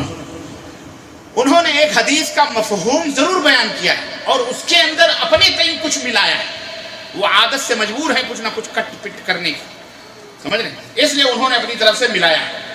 آئیے اور آگے بڑھتے ہوئے اس موضوع کی دلیل دیکھتے ہیں۔ عقبہ ابن عامر رضی اللہ تعالیٰ عنہ کی ایک حدیث ہے جو صحیح بخاری کے اندر آئی ہوئی ہے، اور حدیث کا حصہ یہ ہے کہ نبی کریم صلی اللہ علیہ وسلم نے فرمایا واللہ ما اخاف علیکم ان تشرکوا بعدی ولکن اخاف علیکم ان تنافسوا فیہا۔ صحیح بخاری کی یہ روایت ہے، کتاب الجنائز کے اندر 1344 نمبر کی یہ حدیث ہے۔ اللہ کے رسول صلی اللہ علیہ وسلم فرماتے ہیں، قسم کھا کر کے فرماتے ہیں، اللہ کی قسم میں تمہارے متعلق، اپنے صحابہ سے، میں تمہارے متعلق اس بات سے نہیں ڈرتا کہ تم میرے بعد شرک کرو گے، لیکن مجھے ڈر ہے کہ تم ایک دوسرے کے مقابلے پر دنیا میں رغبت اور دنیا میں سبقت، دنیا میں ایک دوسرے کے مقابلے میں رغبت کرو گے، یعنی دوڑ لگاؤ، دنیا حاصل کرنے کے فکر میں زیادہ رہو گے۔ مجھے اس بات کا خطرہ زیادہ ہے، لیکن مجھے اس بات کا ڈر نہیں ہے، مجھے اس بات کا ڈر نہیں ہے کہ تم میرے بعد شرک کرو۔ یہ ایک حدیث ہے، وہ دلیل میں کہتے ہیں، پیش کرتے ہیں اور کہتے ہیں کہ یہ حدیث صحیح بخاری کی ہے، بالکل میاں بالمیاں 100% صحیح ہے، بخاری کی ہے، اس میں شک اور شبہ کی کوئی گنجائش نہیں ہے، بالکل 24 کیرٹ کا سونے کی طرح بالکل ورجنل ہے، ٹھیک ہے۔ اور پیش کر کے کہتے ہیں کہ یہ حدیث میں اس بات کی دلیل ہے کہ نبی صلی اللہ علیہ وسلم کی امت مسلمہ کبھی شرک نہیں کر سکتی۔ ایک حدیث ہو گئی۔ اسی طرح ایک اور حدیث پیش کرتے ہیں، حضرت شداد بن اوس رضی اللہ تعالیٰ عنہ کی حدیث کہ رسول اللہ صلی اللہ علیہ وسلم نے فرمایا کہ مجھے اپنی امت پر سب سے زیادہ ان اخوف ما اتخوف علی امتی الاشراک باللہ، سب سے زیادہ اپنی امت پر اشراک باللہ کا خوف ہے۔ بہرکیف میں یہ تو نہیں کہتا، اللہ کے نبی کا فرمان ہے، اللہ کے نبی نے فرمایا بہرکیف میں یہ تو نہیں کہتا کہ یہ سورج، چاند اور بتوں کی عبادت کریں گے، بلکہ وہ غیر اللہ کی خاطر اعمال کریں گے۔ میری امت سورج، چاند اور بتوں کی پوجا تو نہیں کرے گی، لیکن جو ان کے اعمال ہوں گے وہ اعمال اللہ کے لیے نہیں کریں گے، بلکہ کس کے لیے کریں گے؟ غیر اللہ کے لیے کریں گے، اور محض خواہشات کے پیرو ہوں گے، یعنی اپنی خواہشات، اپنی طبیعت، اپنی چاہت، اپنی مزاج، میری مرضی، میری مرضی، ایسا کیوں کر رہا ہوں، میری مرضی ایسا، تو وہ اپنے خواہشات کی پیروی کریں گے، پیچھے رہیں گے، یعنی خالص اللہ عز و جل کے لیے عمل ان کا عمل نہیں ہوگا، بلکہ اللہ کے رسول صلی اللہ علیہ وسلم فرمایا یعنی خالص اللہ کے لیے عمل نہیں کریں گے، بلکہ اس عمل کے اندر دکھاوا ہوگا، لوگوں کو دکھاوے کے لیے کریں گے، لوگوں کو دکھاوے کے لیے کریں گے۔ یہ حدیث ابن ماجہ کی کتاب الزہد والریہ والسمعہ، اور اسی طرح سے مسند احمد کے اندر یہ حدیث موجود ہے۔ یہ دونوں حدیثیں پیش کرنے کے بعد وہ یہ کہتے ہیں یہ دلیل میں کہ جناب علی دیکھیے یہ حدیثیں بتاتی ہیں کہ مسلمان کبھی شرک نہیں کر سکتا، حتیٰ کہ اللہ کے نبی بھی بے فکر ہو چکے، اللہ کے نبی بھی اب آپ بھی سوچتے ہوں گے ماشاءاللہ یہ تو واقعی صحیح بخاری کی روایت صحیح بالکل میاں بالمیاں 101% بالکل کوئی کمی نہیں، صحیح بات ہے مولوی کی تو، لیکن یہ جھوٹ ہے، یہ غلط ہے۔ حدیث غلط نہیں ہے، اس کا جو مطلب بیان کیا گیا ہے، اس کا جو مفہوم بیان کیا گیا ہے، اس کا جو معنی لے کر کے لوگوں کو سمجھایا گیا ہے، یہ غلط ہے۔ آپ کہیں گے یہ کیسے؟ آئیے میں نے آپ سے شروع میں ایک بات بتائی، قرآن کی آیتیں ہوں یا احادیث مبارکہ ہوں، انہیں کس سے سمجھنا ہے؟ قرآن کو صاحب قرآن سے سمجھنا ہے، حدیث کو صاحب حدیث سے سمجھنا ہے، قرآن اور حدیث کو رسول اللہ صلی اللہ علیہ وسلم سے سمجھنا ہے، اور رسول اللہ صلی اللہ علیہ وسلم کی باتوں کو سمجھنے کے لیے صحابہ کرام کی خدمت میں حاضر ہونا پڑے گا، صحابہ کرام سے سمجھنا ہے ان کا عقیدہ کیا تھا، ان کا قول کیا تھا، ان کا فرمان کیا تھا، اور پھر صحابہ کرام کی باتوں کو سمجھنے کے لیے جو ان کے شاگرد ہیں تابعین ان سے سمجھنا پڑے گا، اور پھر اور بھی سمجھ میں نہیں آ رہا ہے تو جو تبع تابعین ہیں، جو اہل علم ہیں، محدثین ہیں، ائمہ کرام ہیں، ان سے سمجھیں گے کہ آؤ آپ نے کیا اس کا معنی اور مطلب بیان کیا ہے، ہمیں بتلاؤ، ہم کمزور علم والے ہیں، ہماری سمجھ اتنی اونچی نہیں، ہم نہیں سمجھ سکتے، آپ ہم کو بتلاؤ۔ اس طرح سے ہم قرآن و سنت کو سمجھ رہے ہیں، جس کو کہتے ہیں کہ کتاب و سنت کو سلف صالحین کے مفہوم اور سمجھ کے منہج کے مطابق سمجھنا، تب یہ صحیح راستہ ہوگا۔ اپنے اپنے مزاج سے اس حدیث کا معنی متعین کر لیا گیا کہ جناب علی دیکھو اللہ کے نبی نے فرما دیا ہے کہ میں اپنی امت پر خوف نہیں کرتا ہوں شرک سے، اس لیے امت شرک نہیں کر سکتی۔ اس کے دو جواب دیے گئے اہل علم نے، ایک تو کتابی جواب ہے، کتاب سے کیا جواب ہے آئیے وہ بھی میں آپ کو بتاتا ہوں۔ ان دونوں حدیثوں کا مطلب کیا ہے؟ انہوں نے تو جو مطلب لیا وہ بتا دیا کہ مسلمان کبھی شرک بولو نہیں کر سکتا۔ بھائیو میری بات سمجھ میں آ رہی ہے؟ اللہ جزائے خیر عطا فرمائے، اللہ تعالیٰ آپ لوگوں کو سر سبز و شاداب فرمائے، اور اللہ ہم سب کو سر سبز و شاداب فرمائے، اور اللہ ہم جتنا کہیں سنیں اسے لوگوں تک پہنچانے کی توفیق بھی فرمائے، عطا فرمائے۔ یہ بہت اہم نقطہ ہے، یہ ایسا شیطانی وسوسہ ہے کہ آج امت کا ایک کثیر طبقہ رب کی قسم ہے نماز تک نہیں پڑھتا، درگاہیں آباد ہیں، دیگیں ٹھنک رہی ہیں، مزاروں کے اوپر گلپوشیاں ہو رہی ہیں، مسجدوں میں ویران پڑی ہوئی ہیں، کوئی فکر نہیں ہے۔ کیوں؟ خلاص کلمہ پڑھ لیے ہیں، بس ہم جنت میں چلے جائیں گے، دامن پکڑ کر کے مچل جائیں گے، کیا ضرورت ہے؟ ان سے بیعت کر لو، ان سے بیعت کر لو، حضرت کی پاؤں دبا لو، ان کی خدمت کر لو، ان کو کھانا کھلا دو، ان کو یہ کر دو، ان کے عرس میں میلے میں چندہ دے دو، خلاص یہی سب دین سمجھا ہوا۔ جو اصل دین ہے اس کی طرف اللہ کی قسم نہیں بتلایا جائے۔ یہ اللہ کا شکر ادا کرو کہ اس مملکت سعودی عربیہ میں اللہ نے صحیح دین آپ کو سمجھانے والے بنا رکھے ہیں، اور میں پھر اس چیلنج کے ساتھ اگر مجھ سے کوئی غلطی ہو جائے، اگر کہیں قرآن و سنت کی کوئی بات آپ کی سمجھ میں آتی ہے کہ یہ غلط ہے، صحیح معنی معراج ربانی نہیں بتلا رہا ہے، یہ آپ کا فرض بنتا ہے کہ آپ مجھ سے مل کر ٹیلی فون کے نہیں تو یہیں پہ بتائیں کہ جناب آپ نے یہ بات غلط کہی، ایسا نہیں ایسا ہے۔ اگر غلط ہے تو ہم ایسے ہی مجلس میں کھڑے ہو کے توبہ کرنے کے لیے تیار، واللہ صبح کا سورج بعد میں نکلے گا، توبہ ہم پہلے کرنے کے لیے بولو۔ یہ ہے ایک ایمان والے کی چیلنج، یہ ہے ایمان کی علامت اور پہچان۔ یہ نہیں تم کچھ بھی کہو، ہمارا مذہب یہی ہے، ہمارے بزرگوں نے فرمایا۔ ہمارے مولوی صاحب جھوٹ بول سکتے؟ ابے تیرا مولوی تیری قبر میں جائے گا،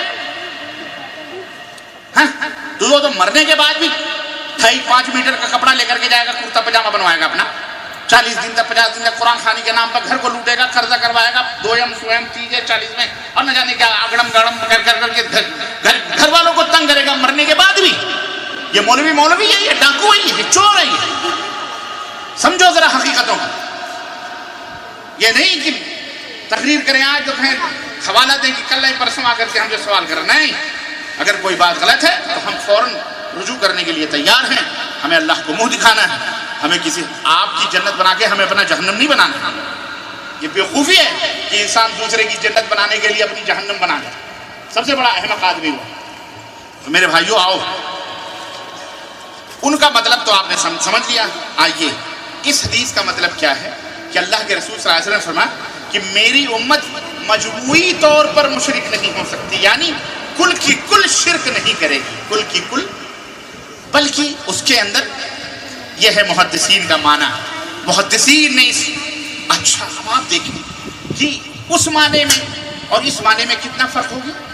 اس معنی میں تو قرآن کا بھی انکار ہو رہا تھا، کیونکہ قرآن کریم میں اللہ رب العزت فرمایا وَمَا يُؤْمِنُ بِاللَّهِ أَكْثَرُهُمْ إِلَّا وَهُمْ مُشْرِكُونَ، کہ بہت سارے ایسے لوگ ہیں جو ایمان کا دعویٰ کرتے ہیں لیکن وہ کون ہیں؟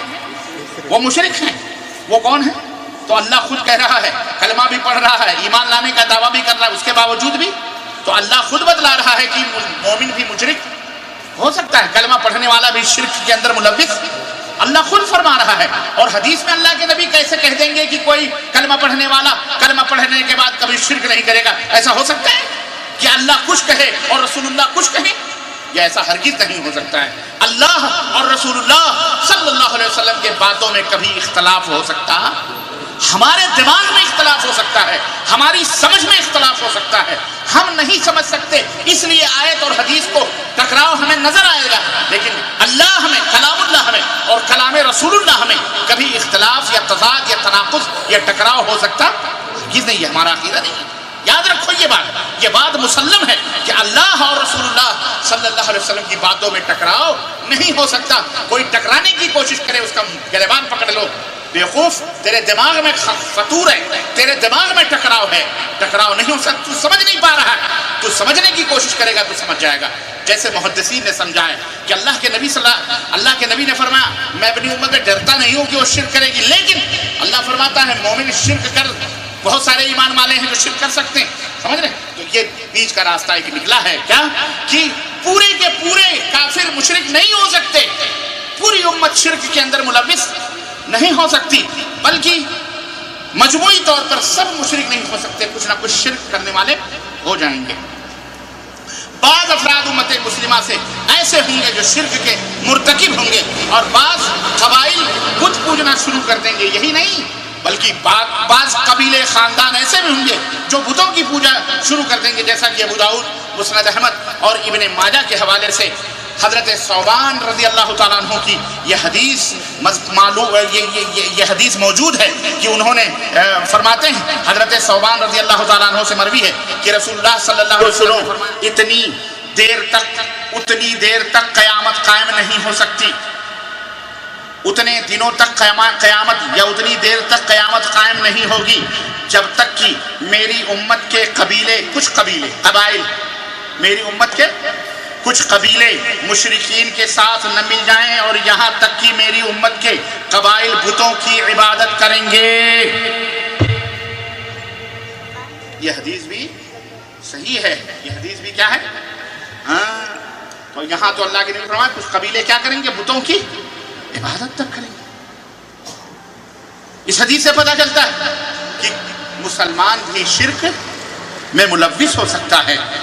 یہ کہنا کہ مسلمان کبھی قیامت تک شرک نہیں کر سکتا ہے، یہ جھوٹ ہے، یہ شریعت پر الزام ہے، یہ نبی پر الزام ہے، یہ قرآن کے معنی اور مطلب کو، حدیث کے مفہوم کو بدلنا ہے، اپنے مزاج سے سمجھنا ہے، یہ صحیح مفہوم نہیں ہے۔ اچھا سنو، یہ ایک روایت، یہ روایت جیسا کہ میں نے بتایا کہ ابو داؤد کتاب الفتن کے اندر موجود ہے، مسند احمد کے اندر موجود ہے، ابن ماجہ کے اندر موجود ہے۔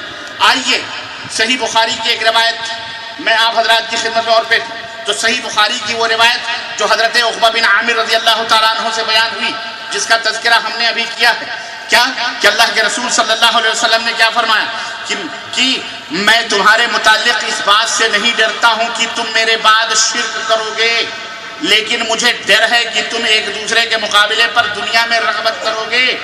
اللہ کے نبی کی یہ جو روایت ہے، آئیے اس روایت کے بارے میں صحیح بخاری کے جو شارح ہیں حضرت حافظ ابن حجر العسقلانی رحمۃ اللہ علیہ، وہ کیا بیان فرماتے ہیں؟ وہ کہتے ہیں کہ رسول اللہ صلی اللہ علیہ وسلم کا یہ فرمانا کہ ما اخاف علیکم ان تشرکو، اللہ کے نبی نے یہ فرمایا، اس کا معنی کیا ہے؟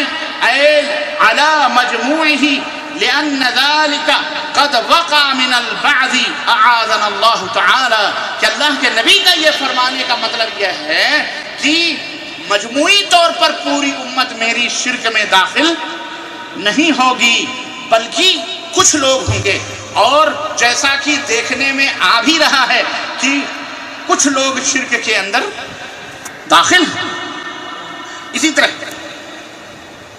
بعض افراد شرک کے اندر داخل ہیں۔ اسی طرح اللہ تبارک و تعالی ہم سب کو شرک سے محفوظ رکھے، آمین یا رب العالمین۔ اسی طرح سے صحیح بخاری کی ایک اور شرح میں حنفی امام علامہ بدر الدین حنفی فرماتے ہیں، وہ فرماتے ہیں کہ معناہ علی مجموعکم لأن ذلك قد وقع من البعض والعیاذ باللہ، عمدۃ القاری شرح صحیح بخاری۔ احناف کے جو امام ہیں ایک علامہ بدر الدین عینی، وہ کہتے ہیں کہ اسی بخاری کی حدیث سے یہ بات سمجھ میں آتی ہے کہ اللہ کے نبی نے یہ نہیں فرمایا کہ پوری امت، بلکہ آپ نے بعض، یعنی اس سے مراد کیا ہے، آپ کی بعض امت کے افراد شرک میں ملوث ہوں گے، جیسا کہ دیکھا گیا ہے کہ بہت کچھ لوگ شرک کے اندر ملوث ہیں، ٹوٹل امت شرک نہیں کرے گی، اس حدیث کا یہ مطلب ہے۔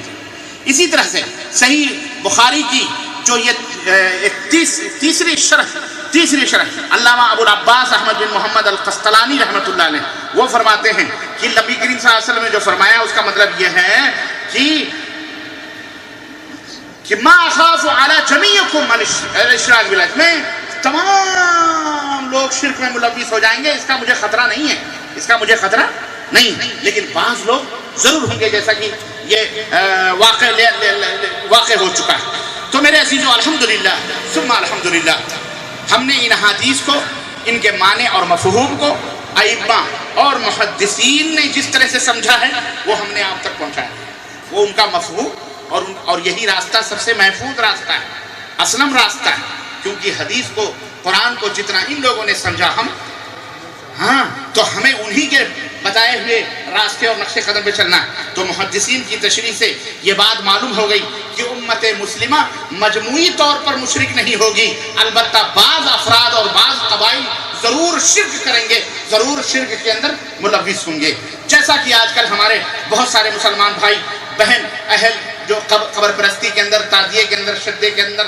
علم چبودرے اور نہ جانے کن کی شرکیات کے اندر ڈوبے ہوئے، کوئی یا غوث کا نعرہ لگا رہا ہے، کوئی یا خواجہ کا نعرہ لگا رہا ہے، کوئی رسول اللہ صلی اللہ علیہ وسلم کے چوکھٹ کے اوپر آ کر کے یہ بات بیان کر رہا ہے کہ اللہ کے نبی، میری روح نکلتی تھی، پہلے میری روح آپ کے دربار میں آتی تھی چوکھٹ کا بوسہ لینے کے لیے، اب میں خود ہی آپ کے پاس آیا ہوں، اے اللہ کے نبی، اب مصافحہ کرنا چاہتا ہوں، آپ ہاتھ نکالیے اور ہم آپ کا مصافحہ کریں گے۔ تو مزار اقدس سے ہاتھ نکلا اور انہوں نے مصافحہ کیا۔ اعوذ باللہ، استغفر اللہ۔ آپ سوچئے کتنی بڑی دلالت ہے گمراہی کی نہیں گمراہی۔ بھئی اللہ کے نبی صلی اللہ علیہ وسلم، وہیں ابو بکر دفن کیے گئے، وہیں حضرت عمر بھی دفن کر دیے گئے، اللہ کے نبی صلی اللہ علیہ وسلم نے، صحابہ کرام، تابعین وہیں جاتے تھے، لیکن اللہ کے نبی نے کسی کے لیے مصافحے کا ہاتھ نہیں نکالا۔ وہ سید رفاعی مصر کا 555 میں 6 صدی ہجری سے آگے، اللہ کے نبی قبر پھاڑ کر کے ہاتھ نکالے، کتنا بڑا ہاتھ تھا اللہ کے نبی کا، وہ ہاتھ نہ ہوا منارہ ہو گیا۔ بولو کتنی بڑی حماقت، اس طرح کے عقیدے کہ اللہ کے نبی فلانے کو خواب میں آئے، کہنے لگے تجھے کوئی ضرورت ہو تو فلانے کی قبر پہ جائیو اور وہاں جا کے مرادے مانگ لینا، اس کی قبر سے جو مانگو گے سب پورا ہو جائے۔ اعوذ باللہ، زندگی بھر جو نبی شرک کے خلاف شمشیر برہ بن کر کے قوم و ملت کے سامنے کھڑا رہا، زندگی بھر جس نے شرک کے خلاف اپنا وطن چھوڑا، اپنے بال بچے، اپنے صحابہ، اپنا جہاں پیدا ہوئے چھوڑ کر کے مدینہ ہجرت کیا، زندگی بھر شرک کے خلاف نبی کریم صلی اللہ علیہ وسلم نے جہاد کیا، وہی نبی نعوذ باللہ استغفر اللہ خواب میں آ کر کے کہیں گے جاؤ درگاہ اور مزار کے فلانے مزار کے اوپر جاؤ، فلانے قبر کے پاس، اور وہاں سے فائدہ حاصل کرو، فیض حاصل کرو۔ یہ ہمارے ملا نے کیا چاہ رہے ہیں؟ ملا نے یہی چاہ رہے ہیں تاکہ امت کو شرک کے اندر ڈوبا جاؤ۔ سنو، شیطان کی کوئی شکل و صورت نہیں ہے کہ آئے گا آپ کے سامنے ایسا کھڑا ہو جائے گا کوئی آسمان بن کر کے، چاہو ہمارے پیچھے آپ نہیں جاؤ گے۔ شیطان ہمیں میں سے ایک دوسرے کی شکل و صورت اپنا کر آگے گمراہ کرتا ہے۔ چنانچہ آپ نے سنا ہوگا بہت سارے لوگ کہتے ہیں ہماری ملاقات حضرت خضر سے ہوئی، اور واقعات بھی لکھے ہیں کہ کوئی بزرگ تھے، کوئی آدمی تھا مدینہ سفر کر رہا تھا یا حج کر مدینہ جا رہا تھا، تو اتفاق سے جنگل میں گم ہو گیا، بڑی پیاس اور بڑی بھوک لگی، اتنے میں نیند لگ گئی، آواز کان میں آئی کہ کوئی کہہ رہا باقلہ باقلہ باقلہ، تو اٹھا کے سر دیکھا تو ایک آدمی باقلہ کی سبزی لے کے آ رہا ہے، پانی پلا رہا ہے، کھانا کھلا رہا ہے، باقلہ کی سبزی گرم گرم تازہ تازہ جنگل میں۔ کہا تم کون ہو؟ کہا تم کہاں جانا چاہتے ہو؟ بولے مدینہ۔ کہا آنکھ بند کرو۔ آنکھ بند کیا، کہا کھولو۔ کھولا تو مدینے میں موجود تھا۔ نے کہا واہ بھائی، تو کنکڑ سے بھی زیادہ تیز رفتاری ہے نا۔ اور جناب علی پہنچا دیا اور کہا جائیو نبی صلی اللہ علیہ وسلم کی خبر پہ میرا سلام کہیو۔ کیوں تجھے شرم آ رہی تھی؟ نہ بھائی تو وہاں سے پتہ نہیں کون سی جنگل سے مدینہ آ سکتا ہے تو تھوڑی دور نبی صلی اللہ علیہ وسلم کی خبر پہ سلام نہیں کہہ سکتا؟ تو بولے تو کون ہے بتائے نا آپ کون ہے؟ کہا میں خضر ہوں۔ کون ہوں میں؟ ہم نے کہا لعنت اللہ علی الکاذبین، خضر تو موسیٰ علیہ السلام کے زمانے میں انتقال کر گئے، یہ خضر کہاں سے؟ تو شیطان ہو سکتا ہے، خضر تو نہیں ہو سکتا۔ البتہ گمراہ کرنے کے لیے خضر کے عقیدے بتا رہا ہے کہ دیکھیو کبھی ایسا ہوگا تو مجھے پکار لینا، مجھے بتا لینا، ہم لوگ مرتے نہیں زندہ رہتے۔ آج یہی عقیدہ آپ دیکھیے، کسی کا مردہ مرا ہے آج تک؟ ہمارے ملکوں کے اندر جو فرقے اور جماعتیں موجود ہیں ان کے مردوں کو دیکھیے، مرے ہیں وہ اپنے اپنے مردوں کے بارے میں ایسی کہانیاں علامہ والحفیظ، جیسے نیچے اوپر مردے رہتے ہیں نیچے جشن ہو رہا ہے، قبروں سے نکل کر کے اونٹ ذبح کر کے مہمانیاں کر رہے ہیں، مہمان نوازیاں بھی ہو رہی ہیں، کھا رہے ہیں پی رہے ہیں، مستیاں کر رہے ہیں۔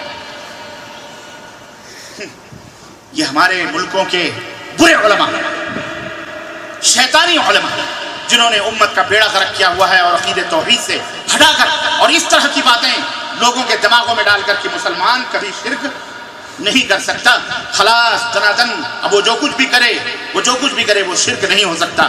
مجھے بتایا جائے اللہ کے سوا غیروں کو پکارنا یہ شرک نہیں تو کیا ہے؟ کیا درگاہوں کے سجدے کرنا یہ شرک باللہ نہیں؟ بولو مسلمانوں، کیا وہاں کے طواف کرنا یہ شرک باللہ نہیں؟ اسے آپ کیا کہیں؟ اگر یہ شرک نہیں ہے تو مجھے شرک کی تعریف کر کے بتلاؤ کہ شرک کس کو کہتے ہیں؟ پھر تو کفار مکہ مشرک ہوئے نہیں۔ کفار مکہ کیوں مشرک ہوئے بیچارے مفت میں؟ ان کا جرم کیا تھا؟ اللہ کی قسم میں نے اپنی آنکھوں سے دیکھے ہیں شرک کے وہ کارنامے اور وہ اعمال، آپ بھی جانتے ہو ہم بھی جانتے ہیں، اپنے اپنے ملکوں کو نظروں میں رکھو، ایسے شرکی اعمال کہ جن کا ارتکاب نہ ابو جہل نے کیا اور نہ ابو لہب نے۔ آج کلمہ پڑھ کر کے مسلمان ایسے شرک کے اندر ملوث ہے، کتابیں بھری پڑی ہیں، اعمال بھرے پڑے ہیں، زمینی ریسرچ کر کے دیکھ لو، ہندوستان، پاکستان، بنگلہ دیش اور یہ قرب و جوار، یہ تیونس، جزائر، مغرب، یہ پورا مصر وصر سب لے لو، مسلمانوں کی اکثریت شرک کے اندر ملوث ہے۔ کلمہ پڑھتے ہیں، نماز پڑھتے ہیں، روزہ رکھتے ہیں، مسجدوں کے اندر بھی حاضری دیتے ہیں، لیکن قبروں کے طواف بھی ہیں، رکوع بھی ہیں، نظر و نیاز بھی ہیں، اللہ کو بھی پکارتے ہیں، غیر اللہ کو بھی پکارتے ہیں۔ وہ پکارتے ہیں کہ نہیں پکارتے؟ اور اپنے آپ کو سب سے بڑا ٹناٹن مسلم سمجھتے ہیں۔ میرے بھائیو، اس ہوش میں نہ رہو، اس بے ہوشی میں نہ رہو، ہوش کے ناخن لو، اپنے ایمان اور عقیدے کی سدھار کرو۔ سنو، اب آئیے 2-3 حدیثیں۔ امت مسلمہ شرک کے اندر ملوث ہو سکتی ہے، میں دلیل دوں نا؟ ابھی تو ہم نے ان کی دلیل دی اور ان کی دلیل کو ہم نے محدثین کے سمجھ سے سمجھایا آپ کو۔ اب میں آپ کو وہ دلیلیں دیتا ہوں جس سے یہ بات مبرہن ہو جاتی ہے، واضح ہو جاتی ہے کہ اسلام لانے کے بعد بھی آدمی شرک کر سکتا ہے، کرتا ہے۔ سنو، حضرت ثوبان رضی اللہ تعالیٰ عنہ کی طویل حدیث ہے، اس کے اندر رسول اللہ صلی اللہ علیہ وسلم نے فرمایا کہ لا تقوم الساعة حتى تلحق قبائل من امتی بن، ابھی جو میں نے پڑھی کہ میری قیامت اس وقت تک نہیں آئے گی جب تک میری امت کے کچھ قبائل مشرکوں سے مل نہ جائیں اور وہ بھی اوثان کی، بتوں کی پوجا نہ کرنے لگیں، وہ بھی عبادت کریں گے بتوں کی۔ یہ حدیث پاک بتلاتی ہے کہ کلمہ پڑھنے کے بعد بھی آدمی مشرکوں کے ساتھ بولو ملے گا اور قیامت کی نشانی ہوگی، اور وہ شرک باللہ بھی کرے گا، یعنی بتوں کی بھی پوجا کرے گا۔ یہ روایت ابو داؤد کے اندر بھی، مسند احمد کے اندر، ابن ماجہ اور مسند طیالسی کے اندر موجود۔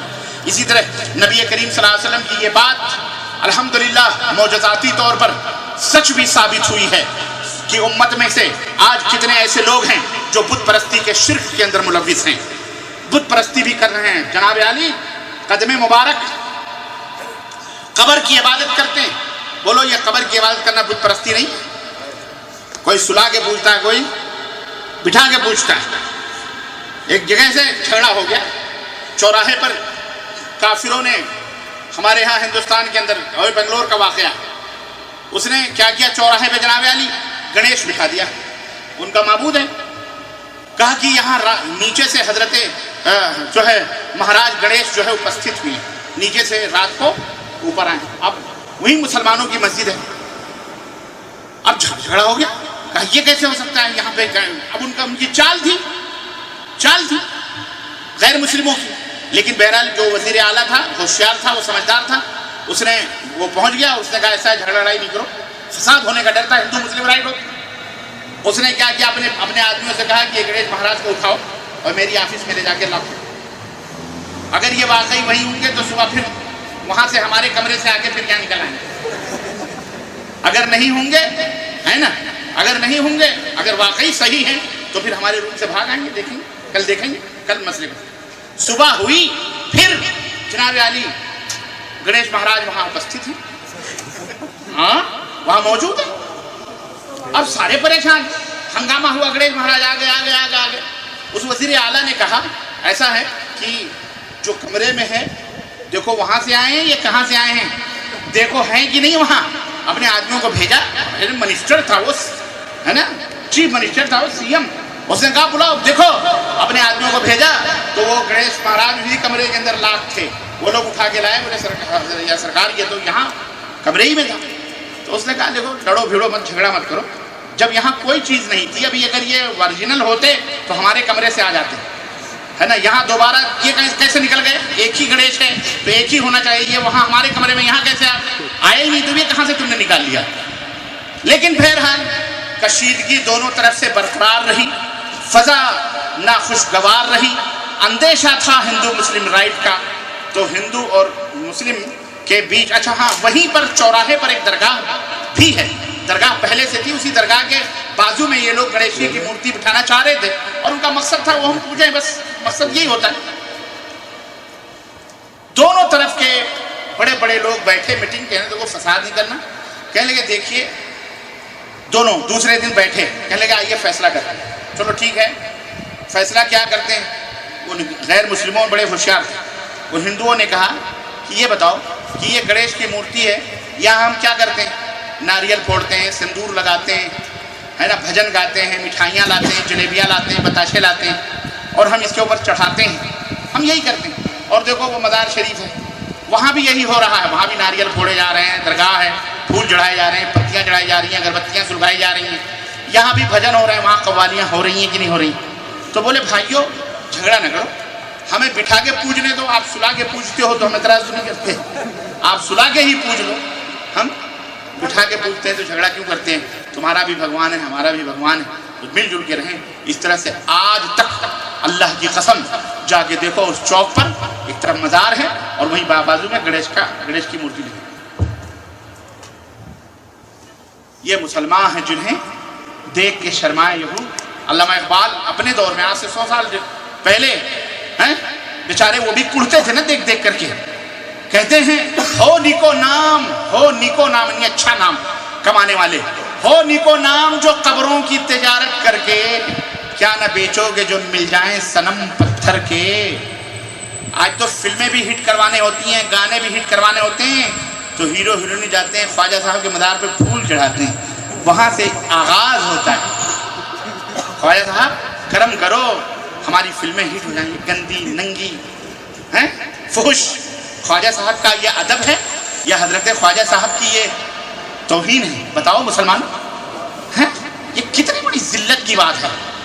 ہیں اگر بیٹا اپنے باپ سے آ کر کے بیٹا فلانی فلم بڑی ہٹ ہے چلو دیکھو, تو دنیا چھوٹے گی بیٹے پر. بڑا بے غیرت بیٹا ہے, اتنی گندی فلم اپنے باپ سے اس کا تذکرہ کر رہا ہے, شرم نہیں آتی اس کو, جوتا مارے گی. یہ کون سے لوگ ہیں ناچنے گانے والے, باقاعدہ مزاروں کے مجاور بھی سروں کے اوپر ٹوکریاں اٹھا کے ان کو دوپٹے اڑا کے لے کے جاتے ہیں. چانس مل جاتا ہے زندگی میں, تو تصویریں دیکھتے تھے وہاں, تو قریب سے سونگھنے کا موقع مل جاتا ہے نا, ان کو آنکھیں سینکنے کا موقع مل جاتا ہے. اس سے بڑی خوش نصیبی کیا ہوگی, ہے نا؟ اس طرح سے میرے بھائیوں آج مسلمان کر رہا ہے کہ نہیں کر رہا؟ بولو، چاہے وہ پاکستان ہو، چاہے بنگلہ دیش ہو، چاہے ہندوستان ہو، کوئی بھی ہو، سارے کے سارے اس بیماری کے اندر ملوث ہیں، سارے کے سارے۔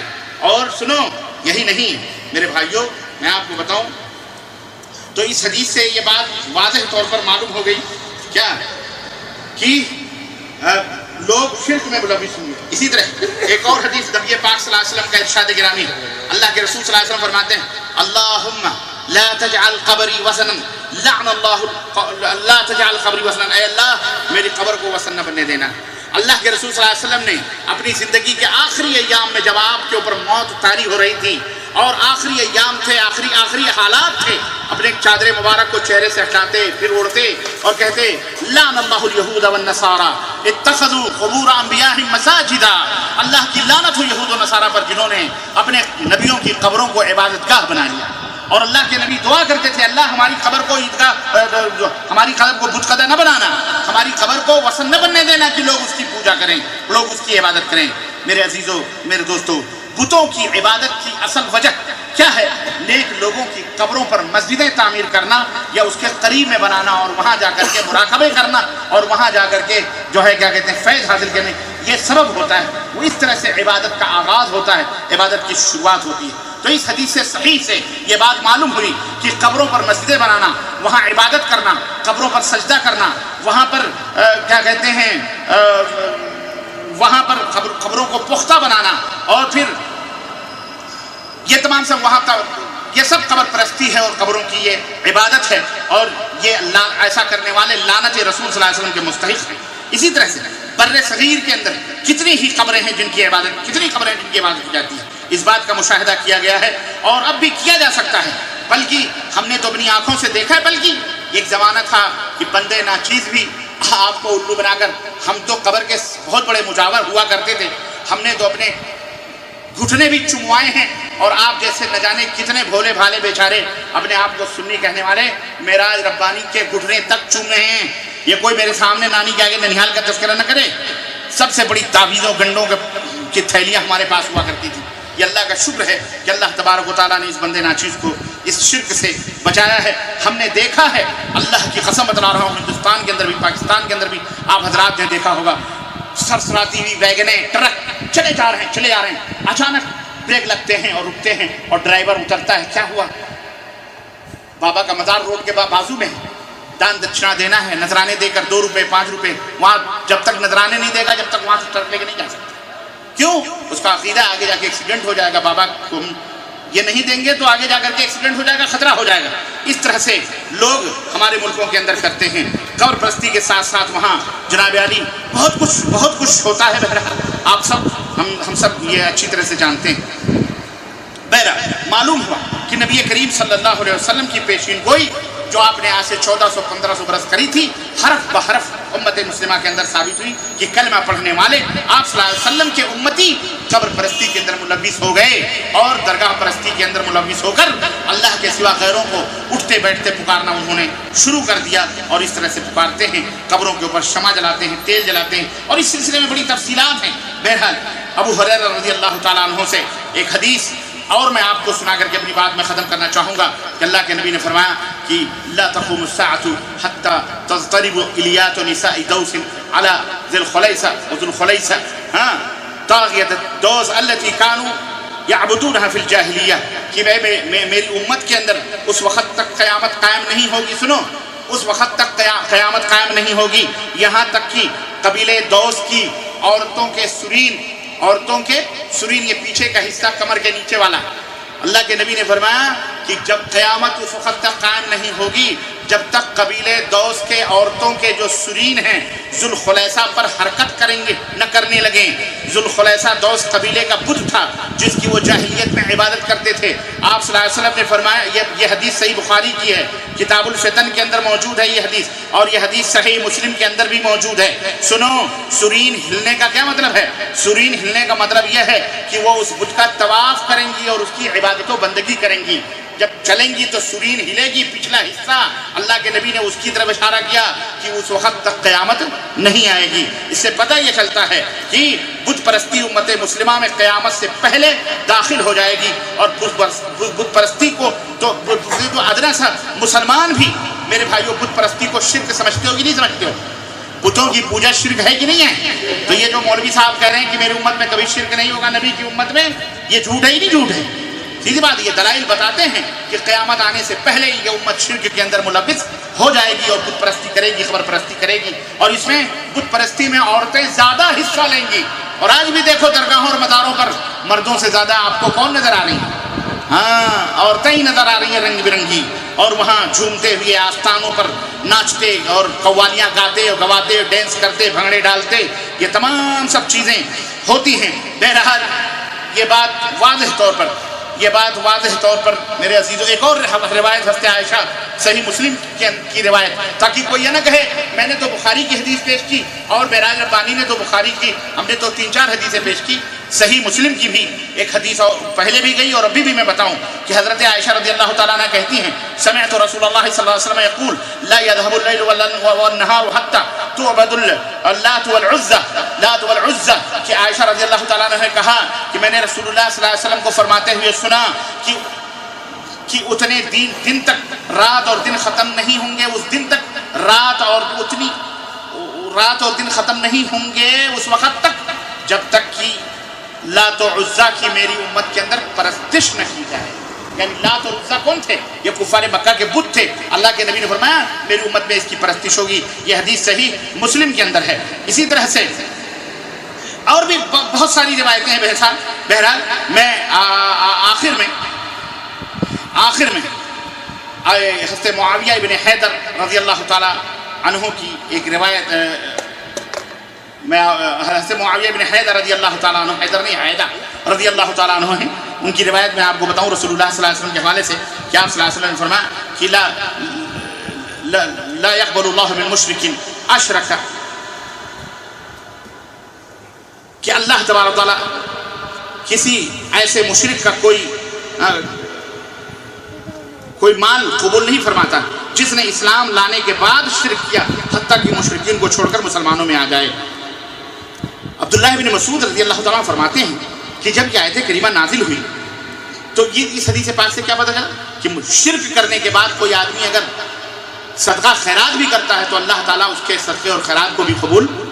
تو پھر نماز روزے مسجدوں کا دھوکہ نہ کھاؤ اے شرک کرنے والوں، چاہے جس انداز کا ہو، اللہ سے توبہ کرو، اللہ سے توبہ کرو انشاءاللہ۔ بولو توبہ کرتے ہیں انشاءاللہ تعالیٰ کہ ہم کبھی بھی ظاہری، باطنی، زبانی، قلبی، اپنے اعمال کبھی بھی انشاءاللہ شرک نہیں کریں گے انشاءاللہ، اور اپنی آل اولاد کو بتائیں، اور جستجو کریں گے شرک ہے کیا، ہم تلاش کریں گے اور مولانا سے پوچھیں گے کہ ہم بتائیں ہمیں کون کون سی چیز شرک میں آتی ہے، اللہ سے توبہ کریں گے۔ کیوں؟